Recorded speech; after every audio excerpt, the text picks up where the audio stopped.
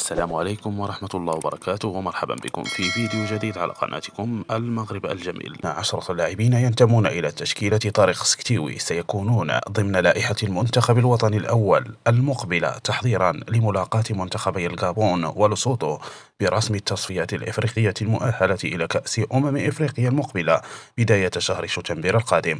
وأضافت المصادر ذاتها أن أسامة ترغالين وزكريا الواحدي من المرتقب أن يكون ضمن لائحة الأسود لأول مرة خلال المعسكر المقبل، فيما البقية سبق لها أن حملت قميص المنتخب المغربي الأول أمير ريتشاردسون وعبد الصمد الزلزولي وإلياس بن صغير وبلال الخنوس وأسامة العزوزي. بعد احتلال المنتخب الوطني الأولمبي لكرة القدم الرتبة الثالثة في دورة الألعاب الأولمبية الأخيرة بباريس، بدأت مجموعة من الأندية للتربص باللاعبين المغاربة، أبرزها نادي لايبزيغ الألماني الذي جدد مفاوضاته مع فريق جينك البلجيكي من أجل الظفر بصفقة الدولي المغربي بلال الخنوس.